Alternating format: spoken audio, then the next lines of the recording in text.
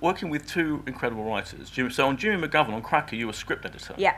How was that? I mean, as a young person working television with this, I imagine quite forceful writer. Yeah. How was that experience? It was brilliant. It was the best start I could have possibly had. Before that, I'd worked at the BBC as a trainee script editor, which meant being locked in the basement with a load of scripts that needed to be read.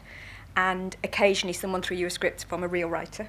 And one of those scripts was from Jimmy. It was called Honey Trap. It was never made. It was the most brilliant script about Northern Ireland. And I kept going round. I kind of crept up from the cellar and kept saying, oh, this writer's really good. This is really great. So when someone at the BBC heard that Granada needed a script editor for a new Jimmy series, they suggested me, and I went and got the job. And he was just, he is, I'm sure, but he's just so bold. He just didn't care. He just wanted to provoke, which I absolutely loved. And he wanted to annoy as many people as possible, and he wanted to dig as many people as possible. But he also was a great storyteller, so really knew how to plot those kind of murder stories. Never was interested in who did it, was totally interested in why they did it, and was totally fascinated by a character like Fitz, who's so self-destructive as well. So it was extraordinary. You just throw bigger and bigger ideas at him, and it would be, oh, let's drive a car into a petrol station. I just remember that thinking, that's the kind of script meeting we used to have. It's great. And you were producing on Our Friends in the North? No, I was an assistant producer. I started as script editor, right, and then it was such a massive job. There was 9 episodes, some which were longer than an hour, and half it was filmed in Newcastle and half in London. And the producer, Charlie Pattinson, relied on me and very, very inclusively said, would you, halfway through, if I make you assistant producer, you can go and spend more time on set when I can take care of the script. It was just such a big job, he needed help, and he wanted me to have authority, so I kind of got promoted ahead of my time.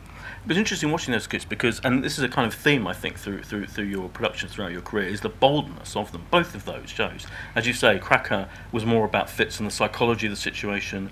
Our Friends in the North, incredibly explicitly political, addressing the issues of that particular moment in history. That's kind of almost an unheard of thing to do. Was it controversial and difficult at the time, or was it all kind of?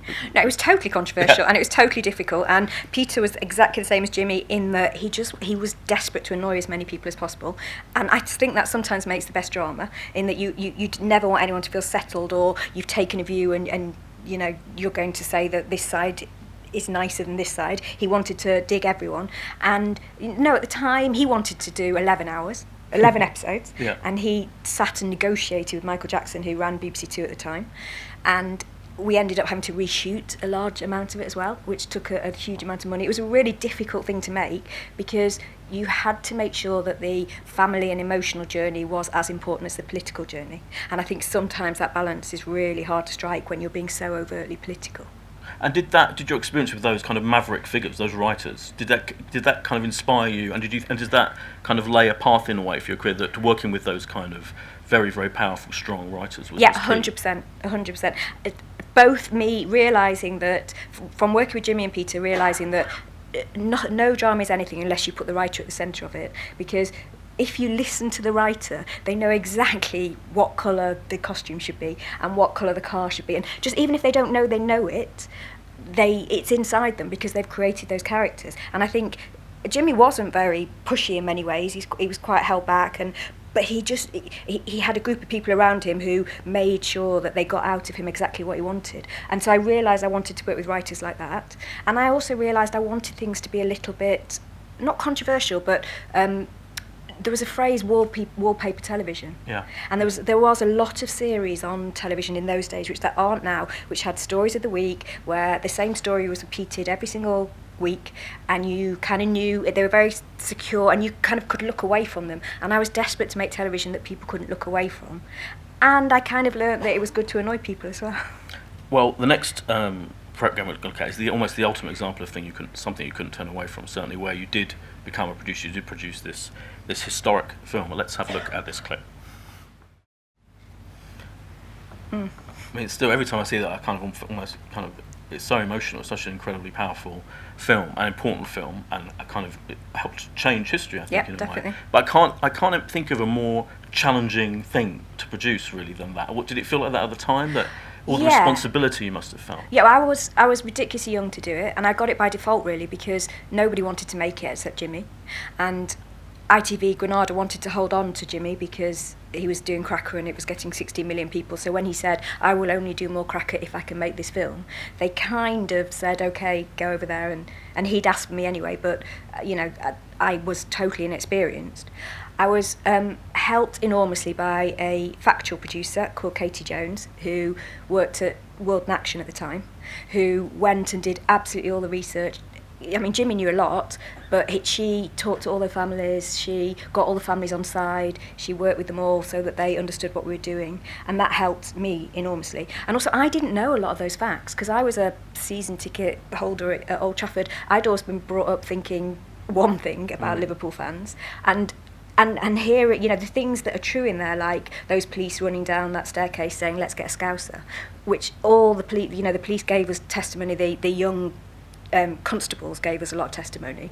So I was learning as everyone else was learning, and I think that probably helped me put the right beats on screen. Because Jimmy knew from probably 1989 the truth, and I didn't at all. So it was then I was pushing him, while him and Katie were looking to put the facts in, I was looking for the story which an audience who didn't know the background would get. And I think the research was so brilliant and so thorough that's why it then led to the inquiry which Katie was involved with, which did change the outcome and is now leading to a trial. Absolutely, yeah. And ITV showed it again last year, didn't they? Yeah. Quite rightly, after the whole inquest and all of that. I remember I watched it again. I just thought it was incredible how well done it was. It doesn't feel dated at all. Something about the way, and you can see from that clip, the way it's directed and put together, so visceral. It feels visceral and real, and it does feel you're really watching this whole thing play out. Yeah, I should talk about the director as well, because he was there. He's a Liverpool fan, and he was there that day. Actually, he was in the Nottingham Forest end, but he could see, and he was deeply scarred by that as well. So he absolutely knew how to do that. He's also a brilliant visual director, so we had no money at all. And we had asked every single North West football club to let us into film, and no one would except Bury, and Bury only let us in because they were literally bankrupt. I mean, we saved them from bankruptcy. But I understand why those other football clubs at the time didn't want to get involved in that controversy. But he managed, that's really a fence. We had one fence and we had about 30 people, and he knew, there's people running constantly, that's all it is, and noise, and we put a really good sound on. And then it's just those beats, like the policeman, I can't remember the name of the actor, who's saying pull down the fence. Those policemen had all retired, all gone to live on remote islands kind of thing, was totally scarred by that experience, and this is the first time that they had it told. So they were the key beats that you had to get. And it also feels part of, from a lot of the other things you worked on and produced over the years, that it is a rare thing to see something deal so clearly with working class people and kind of the dispossessed and people denied a route to justice, kind of on a daily basis, and that's a particularly key example of it. Yeah, and that's Jimmy all the way, and that's why Jimmy was so determined to tell that story, and that's what became of Cracker, really. After I didn't do the second series, he kept saying there's a white working class voice that isn't on television, that isn't being represented in any way, and Hillsborough was the ultimate way that the white working class voice had been ignored over the whole of the 80s. So he was absolutely determined to put that voice on screen. Yeah. And I think, the weird thing is why there isn't more of it, because the audience, really relates to people who they can understand. Of course, yeah, absolutely. So what, in terms of moving from producing that historic program and setting up Red Productions yourself, your own production company, what was the impetus for that? Well, really, it was exactly that I didn't want to work on something that I didn't believe in. So after Hillsborough, I made another film with Jimmy, which was a feature film, which was a lot less successful. It had really good elements in it, but we just didn't quite get it right. And then I realised if I stayed working for a company, like I'd gone between the BBC and Granada a lot, if I stayed doing that, I would be given projects, and I would find it very hard not to 100% believe in something that I do and think it was really important. So I was very lucky in that the man who produced Cracker, who executive produced Hillsborough, went to take over at Channel 4 Drama, and he kind of said to me, if you set up an indie, I'll listen to any ideas that you have. And equally at the BBC were very open to indies at the time. There was only about 5 or 6 drama indies. So it just felt like I had no responsibilities, I didn't need to earn. I only needed to earn enough for me to eat, so if it failed, It was only me who was going to suffer. So I just thought there was no harm in going for it. And one of the key figures in that, in beginning Red and getting Red production on screen was, of course, Russell T Davies. Yep. and particularly in Queer as Folk. Before we talk about Russell in depth, let's have a look at this, which I think is an absolutely brilliant collection of clips of your work with Russell over the years. Let's have a look. See, we started Wakanda there. You did? Yeah, yes, Letitia Wright. Yeah, absolutely brilliant. Yeah, incredible. She's fantastic at Black Panther. She is, isn't she?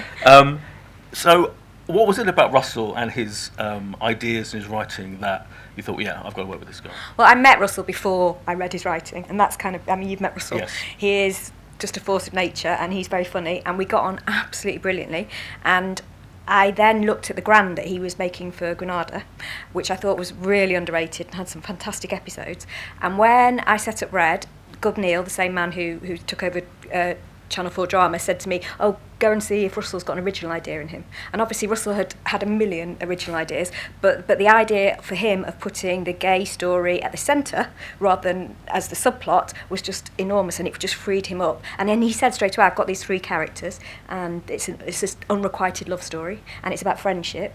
And to me, it always was about all those things rather than the controversy that took over when it came out. Yeah, but did it? I mean, it was still an incredibly bold piece of drama. In fact, I was thinking, still to this day, there aren't that many dramas as bold and daring as Queer as Folk. I mean, that first episode, The Rimming, for example. Did you have kickback from Channel 4 about any of it, or was it a kind of?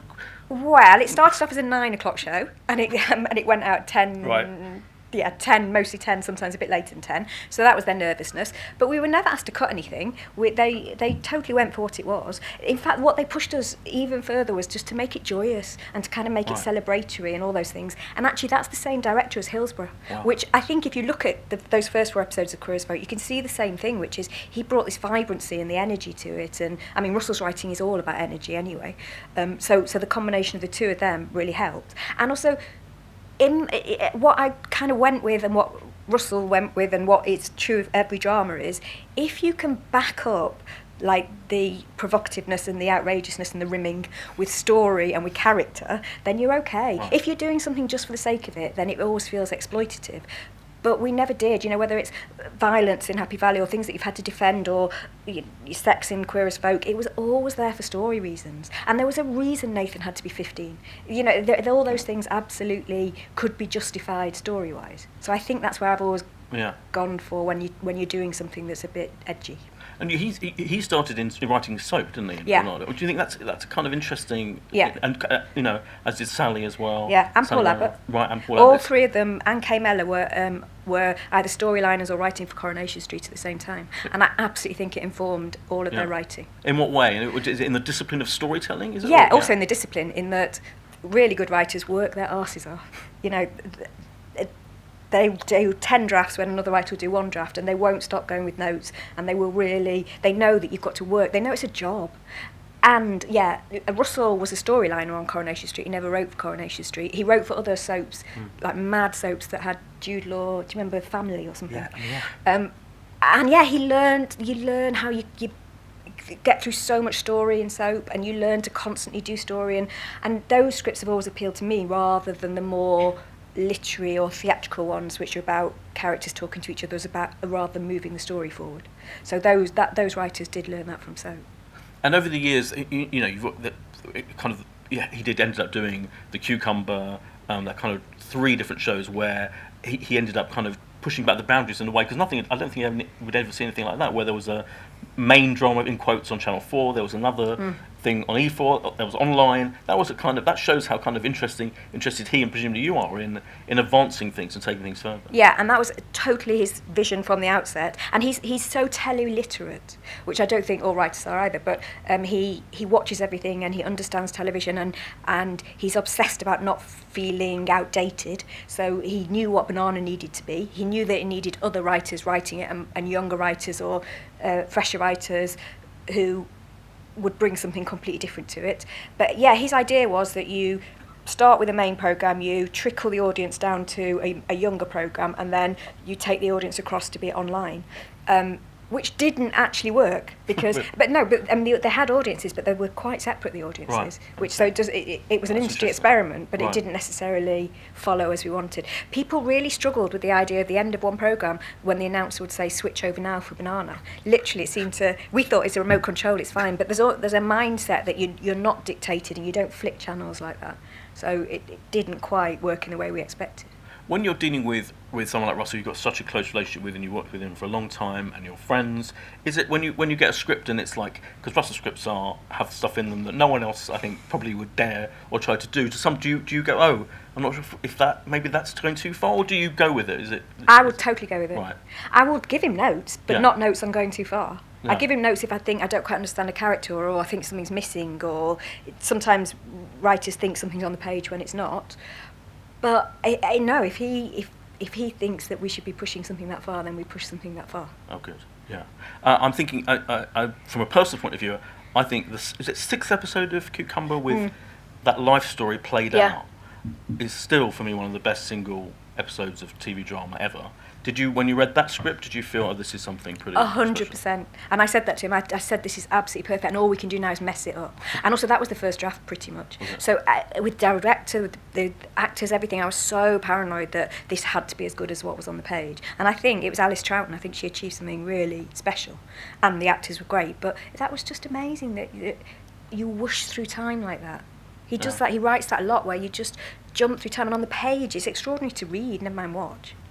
Can you sum up what it is about him? I mean, apart from the training, the soap training, and the boldness, is there something about his writing that you can sum up that makes him different to everyone else? Really, 'cause I feel I know a Russell T Davies script when I see one. His voice.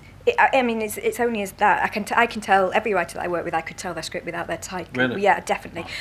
His rhythm is so particular. The speed of which everything has to be delivered. So his scripts are an extra 10 pages because he wants them said very fast. Wow. So some actors can do it and some actors can't. I mean, the auditions for Queer as Folk were just like a revelation to me because they weren't just about the best actor, they were the best actor for Russell's work, which is someone who gets that rhythm. And also humour.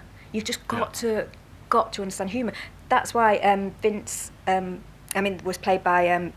Henry was played by Vince in Cucumber because he'd previously been only in comedies, and he understood that underneath all the pathos, there's you're constantly taking the piss.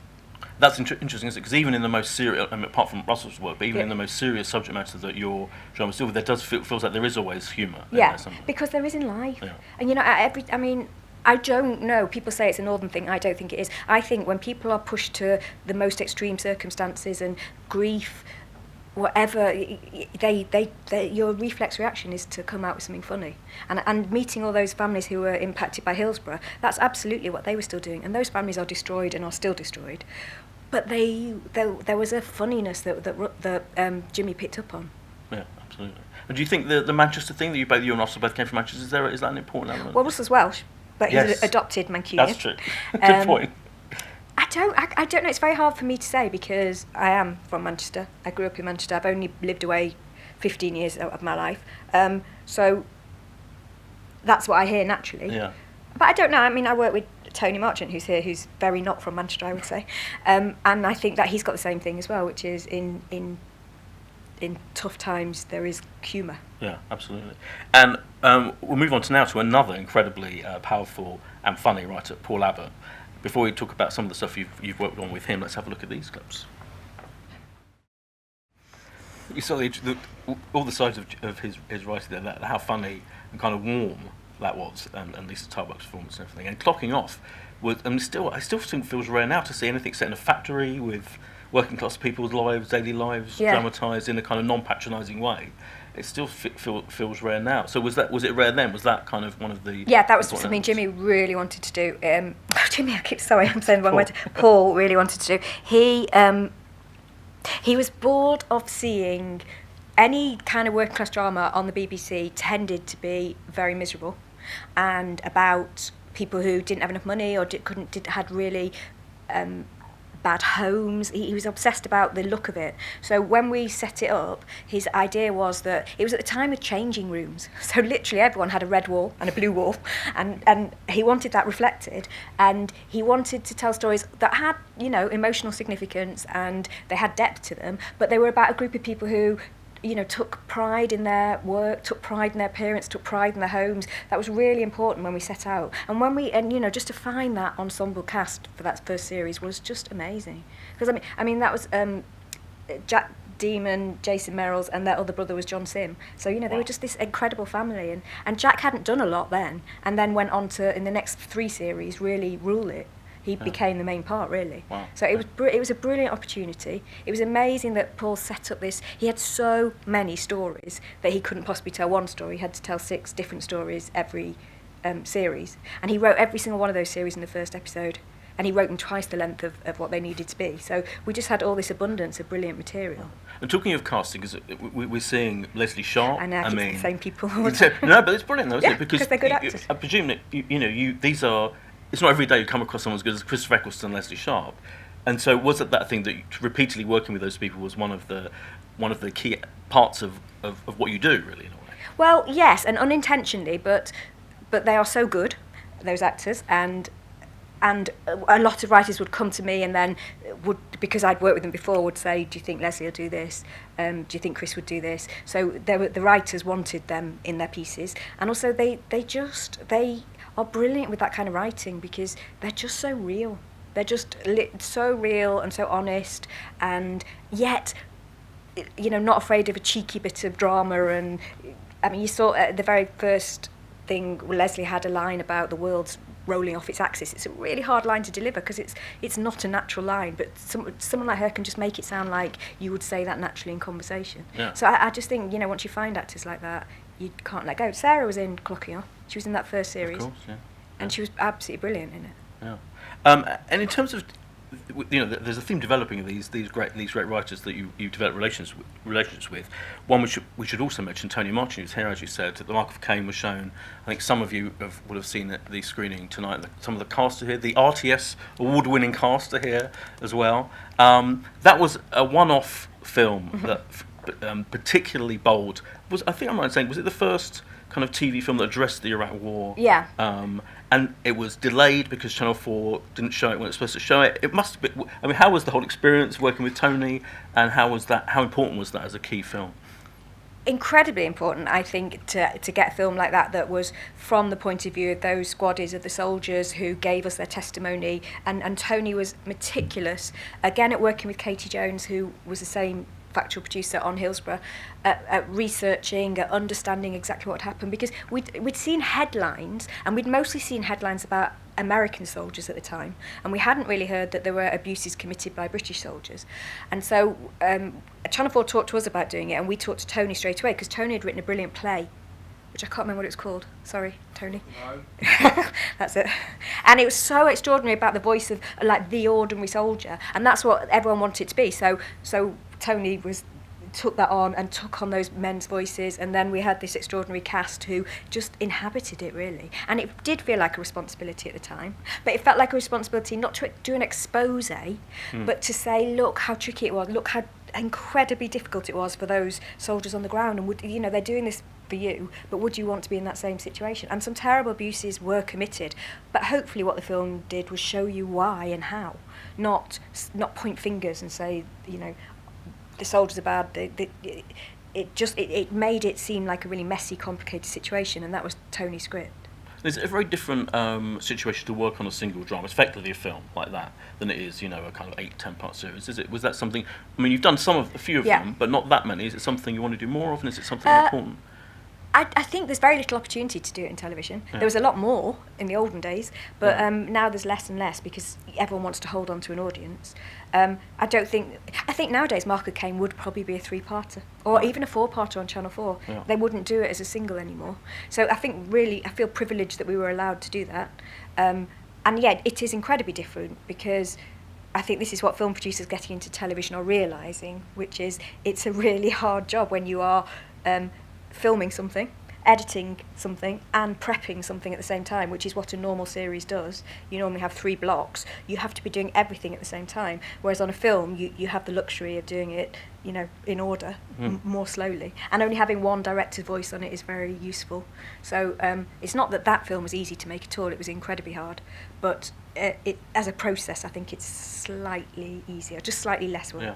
What was the hardest thing about making the Michael Caine? What was the biggest challenge? I think that was what Tony and Katie did, which was collating the real stories and putting them into drama. And what Tony did, because, I mean, it was horrific. Some of the stories that were being told, some of the things that happened, you can't put on screen. And what he did was make you care about those characters. That was the hardest thing, because you could have hated those soldiers, those 3 soldiers, and I don't think you come out of it hating them. I think you come out of it feeling for them. And I think that's the hardest thing. Once we had a script like that, it's kind of easy to make it right. But to put what Tony did, to get it in a way that made you feel for them, I think was extraordinary. Absolutely, yeah. And you've worked with him again on a new project, Butterfly. Can you tell us about that? It seems like it couldn't be more different from what I've heard. Well, it couldn't, except it's also, a lot to do with real people's stories. Right. It's not anyone in particular story, but we are making a 3-part series for ITV, which is about a family whose 11-year-old son says that he wants to be a girl, and it's told from the point of view a lot of the parents, and it's kind of ITV's way of saying, look, this can happen to anyone, and this is how you deal with it. Again, it's an incredibly difficult subject matter, because people are so anti or so pro, and I think there's a lot of people who haven't decided what they feel about whether a child should be allowed to take medication, go through any kind of operation, whether we should listen to children at that age. All those things are really contentious, and again, what Tony's done is put it into a story where you care about that family. And so neither the mother nor the father finds it easy, but then they react in very different ways, and it impacts on their relationship. And also, we do get to see a lot of that 11-year-old girl. Max starts as Max, becomes Maxine, and we had an extraordinary young actor who's really pulled it off, I think, to make you feel what she's going through. I mean, when I read the press, I thought, well, this is typically bold red production. There is a fearlessness to the stuff you do. Going back to Queer as Folk, for example, are you ever afraid, is the wrong word, but do you ever pay attention to the media response to these shows? If the tabloids are going to have a go at them, or as you say, the trans issue is every day on social media. There's people arguing about it. Yeah. Do you completely divorce yourself from all that? Yeah, you have to, because I know that we're going to get attacked for it, and I know whatever we do, we're going to get it wrong for some people, because it's not their point of view. And in the end, you have to go, this is Tony's point, but it's not Tony's point of view, this is Tony's story of this particular family, and these are characters, and this is how they respond to the situation. And we are creating television that needs 2 hooks at the end of each episode, and we are creating entertainment as well as saying something important. So I think we're never going to make everyone happy, and I think what you have to do then is be true to yourself and think, do I believe them? Do I think that they feel real? Do they feel like genuine responses to this situation? And if that's the case, then you just got to go with that. But when you work with Tony, he's so sensitive to real people's stories. So we worked a lot with Mermaid, which is a brilliant organisation which supports families whose children are going through similar issues. And the woman who runs Mermaid has just been brilliant. She was on set with us. She believes that what we've done is responsible, but I know people are going to say it's not responsible. Yeah. And also, this is very cynical, but it'll get us call them inches, and hopefully people will watch it. Yeah. So, absolutely, yeah. But I learned from Queer as Folk.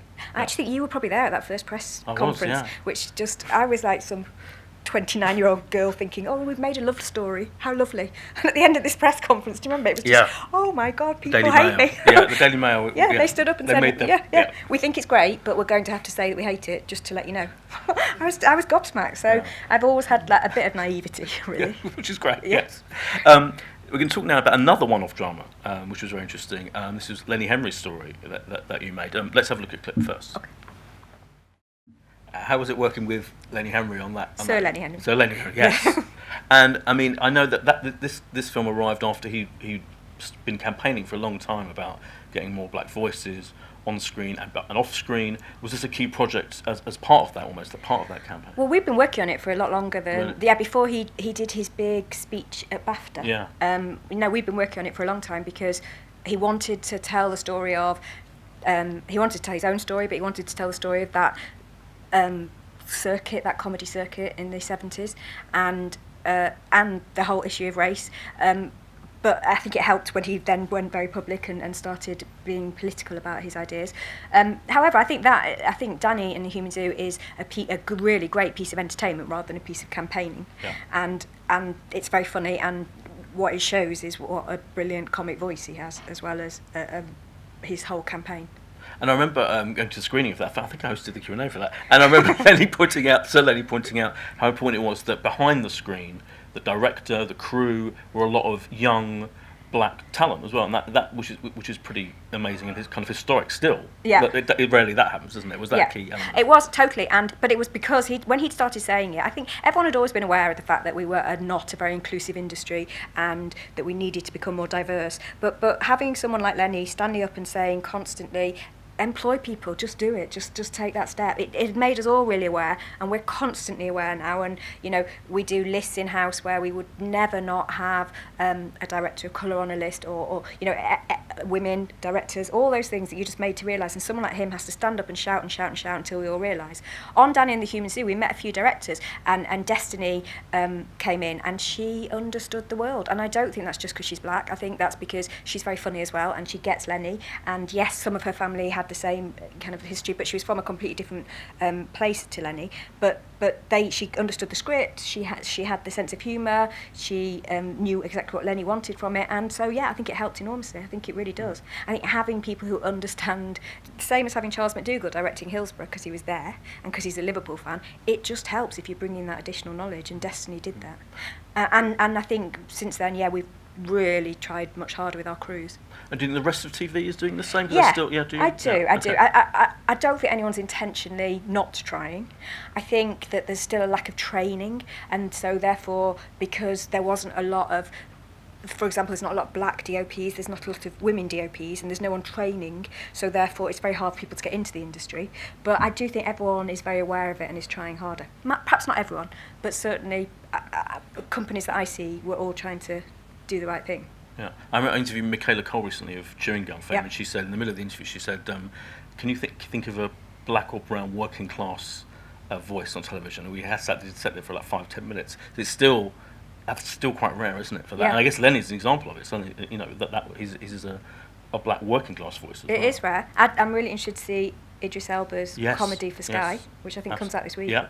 But it's incredibly rare, and it needs to not be as rare. And I think that's about writers. I think that for me personally, that's where we need to get more inclusive and get more diverse writers, because you write about your own experience.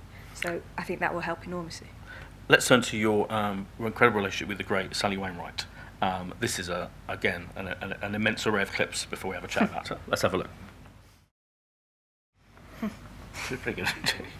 I guess the thing that seems to connect, there are many things to connect, but incredibly powerful female-driven stories. That seems to be one of the key elements of Sally's writing. Is that fair?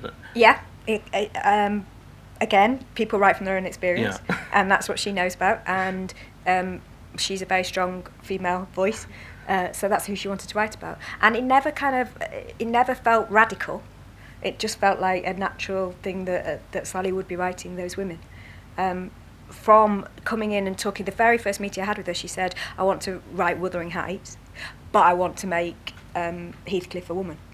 And you hear that idea and you just think, that's genius. Why has no one done that before? That's a brilliant idea. So that's what she did. It wasn't about, I need to make a statement and Bronte be reclaimed and any of those things, because she doesn't make statements. She just writes from what she really feels and characters she really wants to write. It strikes me with those clips, like incredible naturalism she has in the writing, and then matching that with the performance. So that Scott and Bailey scene. Scott and Bailey on one level is a genre piece. It's a crime drama, But that is such a realistic scene, isn't it? Just everything about the script and is that hard to achieve? Is it difficult to get to that those scenes that feel incredibly real. And yeah, Scott and Bailey went through a lot of drafts and a lot of incarnations. It was a different show for a long period of time, and it took about 4 goes to get it to the show that it is. And it was when Sally met, again, it's all driven by reality, when Sally met a group of brilliant Manchester detectives, and she suddenly realised that what they don't talk about is, oh my God, we've got to save that person and all that. What they talk about is, who's your boyfriend, what are you doing for tea, my child did this, and then so she could, once she understood that they're people, they're humans, they're not TV police, she started writing real people rather than being inspired by police series. Then it just came together, and those 2 actresses had such chemistry from the very first moment they started working with each other. They just got it straight away. Well, obviously Saran created the series. Yes, so Saran created that character with Sally Lindsay, who created Leslie's character. Yeah. So and then wasn't available to play, as Leslie would say. So Saran knew that woman inside out, and that helped enormously. Yeah. And Leslie can play anything. Yeah, absolutely. And Happy Valley, I mean, has become this, globally acclaimed thing. I know Americans are always, going on about when they know I write about TV here. Did you, again, when you read that script, do you think, oh yeah, this is something really unique and special? Yeah, totally. And also when I read things like the episode from the first series that everyone talks about, episode 4, or the final episode of the second series, you just knew that they were extraordinary television. And she directed that. She directed, but she directed that one, and she directed those. She directed 4 of the last series. Yeah, I totally knew. But that started off from a conversation about Sally saying, "Do you remember Juliet Bravo? I really want to do Juliet Bravo." And so literally just started with the idea of a woman, and then it was a combination of Juliet Bravo and Fargo, and it was just the idea of can you put those 2 ideas together? Can you make Yorkshire feel as odd as the setting? Is it Minnesota? And it started there, but then again, Sally being Sally, she found someone who she happened to be at school with, who had just stopped being a uniformed sergeant, who she went and met, this brilliant woman. And then, and just from that moment on, you just heard these stories, and every story was real. And through that woman, who was our police advisor, Lisa Farrand, who was just amazing, and really not dissimilar from Catherine. Doesn't kick people, doesn't nearly kill people, but has been injured in the job. They're just such brilliant women. They just work non-stop, and that's what she wanted to put on the screen, which is she's tired all the time, Catherine, because she's constantly either helping someone, doing her job, looking after her grandson, who she has mixed feelings about, trying to have some kind of social life, having sex with her ex-husband. It's just constant, and that's what those women are like. So it's just brilliant to put one of those women on screen. And the interesting thing also about that show, and indeed Last Tango, these are huge hits. These are like massive mainstream prime time, and is that, I mean, that must be incredibly satisfying, but is that a really important thing? I mean, these aren't, these are kind of, I mean, you do stuff that, for smaller channels and smaller shows, but must be some watches. No, I kind of say that. Not intentionally. But does it surprise you, with Last Tango, for example, the subject matter doesn't feel particularly mainstream, and yet it became this huge phenomenon. I actually thought Last Tango was inherently mainstream, and I'm really glad it found its audience, but because those characters are just brilliant. Those women are so extra. The 3 women, Celia, Gillian and Caroline are just brilliant. I loved them from the second I read them. I fell in love with them as people, and I knew that other people would feel the same way. So I did. It does, and the world is so accessible, and the stories really are quite accessible. They're very dark in a Sally way, but they're also very funny. So I think that was more understandably mainstream. I think the success of Happy Valley was more of a surprise in that I knew it was brilliant. I knew it was really good quality. I didn't quite know that people would take to it as much as they have all over the world. That's what's astonishing. Happy Valley has sold more than any other show that we've ever done, and has a massive American following, which again, it's the most local show in the whole world, because she's so specific, Sally, that it's not even just West Yorkshire, it's a certain part of West Yorkshire, and we have to get everything right, and we had to shoot it there, whereas Last Tango, we didn't shoot half of it in West Yorkshire, a lot of it was shot in Manchester, but this was so important for her to get right, and that specificity seems to have made it international somehow, which I don't think, obviously we knew and we intended to do that, and it was a business decision all along. But it does feel, in a strange way, that Happy Valley is an example of a show that even it's so, as you say, so British and so specific, but it does feel that's part of this, what people refer to as the golden age of TV drama, and it's on Netflix, isn't it, globally? It feels somehow it does fit in completely into that. Is it the ambition of it, that it's dealing with big ideas and big themes? I don't think they're big themes necessarily, because I think sometimes you can go wrong with big themes. Right. I think if you say, I am going to make an international drama, and here's someone from Russia, for example, and here's someone Yeah. from America, and here's Yeah. someone from Israel or whatever, then I sometimes think they feel forced, so Yeah. they don't naturally come to them. I think the thing that people have got about Happy Valley is how universal the themes are, because really it's about a mother who is suffering from the loss of her daughter, and that is ultimately what every single one of her actions is about. And I think that's what people respond to. I think when something hits really big, it's because they see a truth in it. It's not because there are elements that... I mean, imagine if someone American walked into Happy Valley, it just wouldn't Yeah. work at all. Yeah. But there is serial killing in it. There was in the second series, Yeah. yeah. There was serial killing, but you very quickly realised that you weren't really seeing it from... It wasn't a big police investigation into serial killing, because Catherine can't do that, because Catherine is a uniformed Absolutely. sergeant, and we couldn't make her... We pushed reality a little bit to put her in the room at certain times. But, yeah, I thought that Kevin Doyle's character was amazing in... And he was an accidental serial killer. Yes, that's true. Yeah. That's fair enough. And is the third series, is that coming along? Is Well, that Sally's right? really busy with other shows, but it is meant to happen, and hopefully it will happen. We all really want it to happen. And did you know James Norton has done pretty well after Yeah, that? Did you? not bad. Yeah. Did you when you're casting these things? Is casting's a key part of it? Yeah. A lot of these roles that we're looking at, it's hard to imagine anyone else doing those things. And so when James Norton wanders in, presumably to audition, do you immediately know? We immediately knew from those Okay. set of auditions. So I don't sit in the auditions, I get them on screen, Right. which I think is really good, because then I had no idea that James Norton is the nicest, most middle-class man in the world. Well, all I see when the camera switches on is James Norton with that accent, which was absolutely perfect. He was just the realest, which, of all, we saw about, I don't know, about 10 people, and he just gave us a very, very real audition. And he just won us over in that way. Wow. But I mean, even the response to him was peculiar, because it's a great part, Yes. but people fell in love with him in Yes, a that's really the whole thing, because he's perverse a way. good-looking psychopath. Yeah, Yes. yeah. So much so that when we were on Women's Hour, me and Sally were asked, he couldn't really have done it, he was halfway through it, because he's too pretty, isn't he? Which you think, that's not good from Women's Hour. That's brilliant. But I get it, I can see it. Yeah. Is there something that connects all of these writers that we've talked about? These kind of the bold and daring things they do. Is working with them? Is there similarity with working with them, or are they all completely different kinds of people? Do you have a different way of working with all of these people? They're all very different people.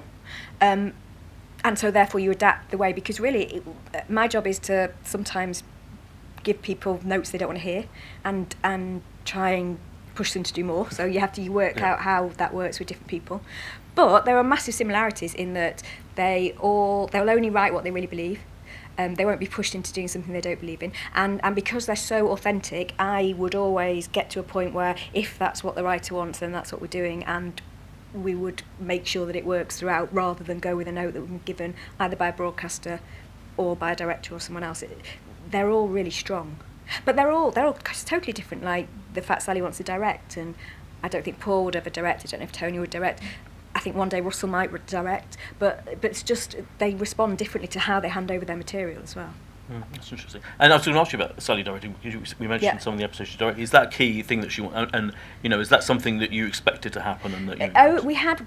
She never said it for a long time, and then gradually she would you would see that she was disappointed in what some directors gave her. In fact, you didn't have to listen. She was very clear about that. Right. And then I think it turned out she had always wanted to do it, and she'd never kind of had the confidence to say it. And then when we talked about making Happy Valley work in a schedule way that meant there was only one episode, she could do one episode, she felt confident enough to do it. And I think from the second she started doing it herself and making those decisions and standing on set, she was just a complete natural, because she knows what should be on screen. I think all those writers could direct, because they know what it should look like. They need a good DOP and who can help them where the camera should be and all that, but Sally learned incredibly quickly. So the second series of Happy Valley, she was using drones, she was using all kinds of camera equipment that she hadn't even known existed before, and she used it but driven by story, not by wanting to show off a good camera move. I'm going to throw open to you guys in a sec for any questions you have, but and we've got one more clip at the end to look at, which is really exciting, exclusive. But before we go to the audience, I'm interested, because Sally, directing, are you completely happy with your role as the Uber producer, as in charge of reproduction, doing this? Or do you have a thirst to do directing or writing or yourself? Are you happy with this? Totally happy. I'm not a writer. I kind of think that's a big conceived idea that everyone's got a story in them. Everyone might have a story that you can tell for 2 minutes, but I don't think everyone's a writer at all. Right. And I'm terrible with a blank piece of paper. Absolutely terrible. I can work with writers, but I would never want to be a writer. Right. Also, they're all mad. No offence. But in a good way. Yeah. And no, I don't want to be a director at all. I am very happy. I couldn't stand on set with 60 people every day, and I just want to go crawl into bed. I couldn't do any of those things, so I'm very happy with what I do. Okay, I think I get the best of every world. Yeah, fair enough. Yeah, absolutely. No, and because I think the minute you start doing that, you start making decisions for the wrong reason. So I ideally set out wanting everyone who has a television to watch everything that we do. But sometimes you have to adapt the voice for the channel you're on. I think something that's on Channel 4 will feel different to something that's on ITV, but not because we're aiming for a different audience. I think that's a really dangerous thing to do. You know what? I think it's a weird time for writers right now, and I don't want to be in any way pessimistic, but I think there's a lack of working class voices coming through, and I think that there's a lack of, it's not about training necessarily, but because television's changed so much in that there aren't those weekly series which I was slagging off before, where writers used to come on and learn their trade, and they would they'd do a story of the week and they would learn how to write, and they would and then 5 series later they would write their own series. I think that at the moment they're either very experienced writers or brand new writers, and those brand new writers are sometimes being given too much too quickly, and that's quite tricky for them, and that sometimes burns them. Sometimes they're okay, or everyone is trying to fight for the same writers at the moment. And also there's because budgets have gone up so much, I could go on about this forever, but because budgets have expanded ridiculously, there is a hesitancy amongst broadcasters to take risks, which means that they all want the same writers. So those writers are busy for years, and you are all waiting in a queue, and people aren't getting their chance as much. So I think, but I've said this now to a few people, and I know that a lot of producers feel the same, and I think we have to take responsibility, and we have to get together and work out how we can get more writers' voices on screen, because they're not on at the moment. Other than a writer's room, which some people are taking from the American model, which I don't necessarily think works brilliantly for British voices. Why don't you think it works? Because, we haven't done a writer's room as such. What we've done is, I know we talk about the 5 and SAFE, what we've done is we have a strong voice, an authored voice who writes the lead episodes, and we all meet with 2 or 3 other writers, and we talk about story, and then we go away with that lead writer and we plot out story. And then we go back to the other writers and they then write their episodes, which is our version of a writer's room.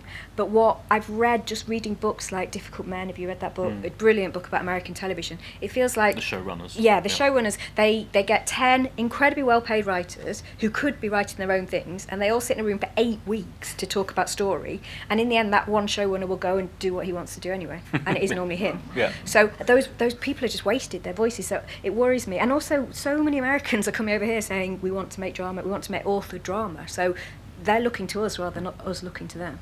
Interesting. Very exciting. There was a time when Dan Keaton wanted to be Anne Reid, which just blows my mind.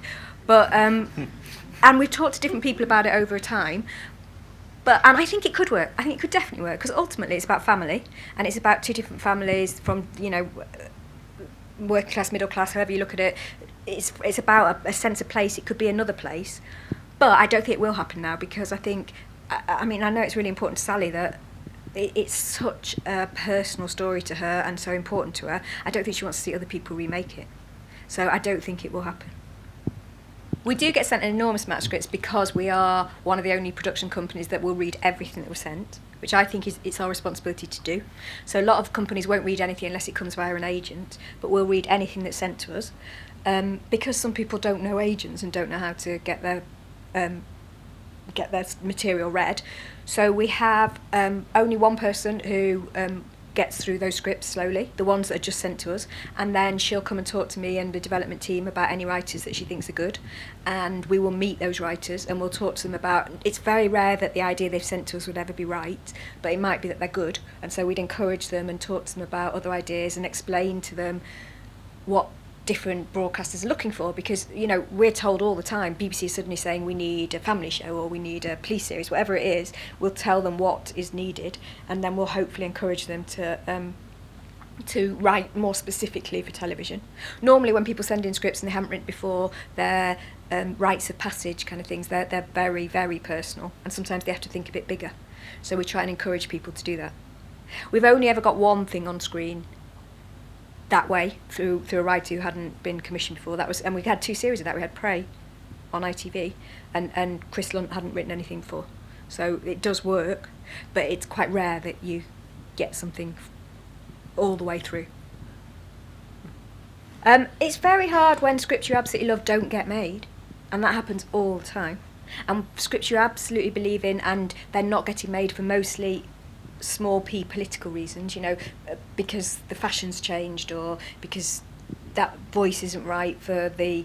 It's very... In this country, that is the bad thing about this country, which is they are very talented, but there are a very small number of commissioners.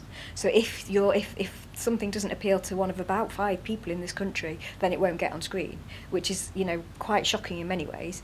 And that's really hard to take when you work with it and when you really believe in it and when you've got to tell a writer that something that we thought was going to happen doesn't happen. It's really hard when you don't get enough viewers and when you really want more viewers. That's all changing because no one knows who watches when anymore, so it's slightly better, but you are still worried about what the figures the next day.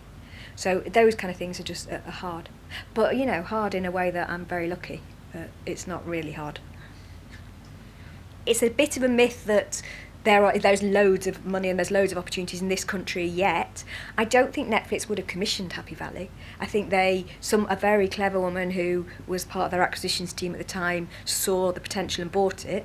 But I don't think they would have given us the money to make it. So I think they're all finding their voices. They do want to do original British content, but they're all exploring what that means. And they do have to read something and go, how would it work in California? Which is really bizarre. And so it's a big, brave new world, and no one really knows what works and what doesn't work. Women are getting commissioned to write scripts, and writers of colour are getting commissioned to write scripts, but what's not happening is they're not getting made as much. And there's something really wrong in that process, because we've got loads of female writers on our development slate and very few female writers who get made. So I can't put my finger on why that happens, whether it's about in the room. I don't know whether it's, there's all sorts of issues that we're all trying to explore it really, but it is wrong and it really needs addressing. I mean, Channel 4, they put the Channel 4 figures in, and that was even more shocking, I thought, because since 2004, there's been one series created by a woman on Channel 4, which should be representing other voices. So something somewhere is going drastically wrong. And I think those women were really brave to put themselves out there, and I think that broadcasters will now, because they all reacted and said, well, if you wait for our new commissions, you'll see. And you think, great, hopefully that's going to change minds or make them do something about it. And there was also a Sky Arts announcement yesterday of their new urban miniseries. Was 1 out of 8, I think, was written by a woman as well. Yeah. Thank you, yes. Okay, well, let's finally talk about Danny Brocklehurst, who's another one of your great writers, he's got his own series coming up, which I've seen the first episode, which is brilliant, and he's done the second collaboration with Harlan Coben, hasn't he, which we're going to have a look at. Yeah. So let's have a look at this clip first, then we'll talk about Danny. Okay. So how does Michael C. Hall of Dexter and 6 Feet Under fame end up in a British show written by Danny Brocklehurst from a Harlan Coben idea? How does that work? Filmed in Manchester. Filmed in Manchester. Yeah. And this is an actual Netflix original production. It is. Firstly, that's a terrible clip. Sorry, I wouldn't have chosen that because it looks like it's all action and it really isn't. It's not that. It was exciting though. Oh, was it good? Yeah. So I work with Harlan Coben is a best-selling American writer who writes thrillers, and I had made a series with him for Sky by literally getting in touch with the agent and saying, because we realised that if you're going to get drama that people have to switch on to the next episode, you want hooks. And some of the best people who write hooks are those people who make, when you're reading a book, you have to read the next chapter. And that is Harlan's books, totally. So we asked him, and within an hour he'd said, yeah, he'd be really interested in creating an original story for British telly. And that's what Harlan's like. He's a force of nature. He has stories all over the place. You've met him, haven't you? I'm a big, huge fan. Yeah, he's amazing. Yeah. And after we'd done the 5 for Sky, we wanted to do another story, and he had this brilliant story which is about a father who is in a community that's got a gated community where you think you're keeping bad people out, and what if you're keeping the bad in instead? And at the same time he came up with that idea, I talked to Michael C. Hall's agent, Michael was in London in the David Bowie musical. Oh yeah. And he said, he's interested in, he wants to stay in Britain, he's interested in British work. So we went along and met him and pitched him the idea, and he loved it because he'd only ever played very extreme characters. And this was his chance to play, it's the James Stewart character, he's the ordinary man in an extraordinary circumstances, and he'd never kind of done that before. So for him, that was really exciting. And also he really wanted to play British. So he wanted the chance to do that, and his accent is amazing all the way through. And he was up for moving to Manchester for 8 months and filming on not a very high budget show when he'd been used to doing Dexter in Miami. Yeah, So it makes no sense to me either. But I'm very glad that he wanted to do it. And Fantastic. Netflix had bought the 5 for America, so they kind of knew what we did, and then they wanted Michael and they wanted this story, so they put some money in with a French channel as well. So this was our first time we were working for Netflix, not as an acquisitions but as people who commissioned.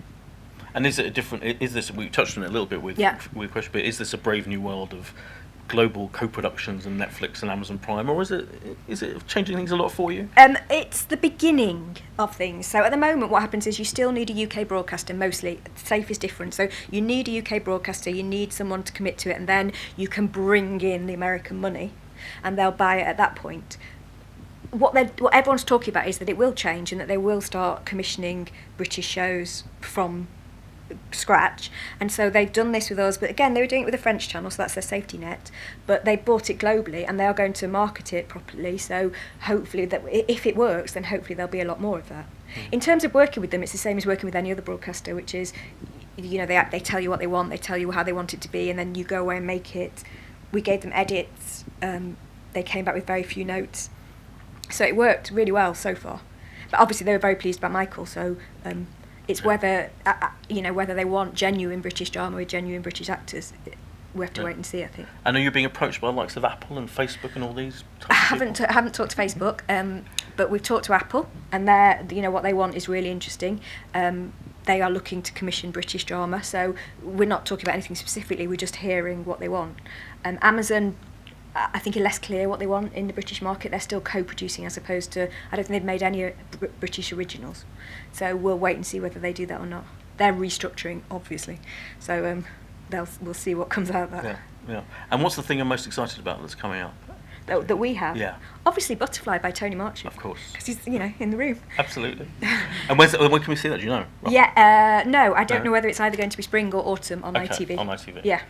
Well, can I just say thanks so much for your honesty and addressing everything that we wanted to address. And Nicola Shindler, what a brilliant array of classic programmes you've been in charge of. Thank you so much. And thanks to everyone for your brilliant questions. Thanks for coming.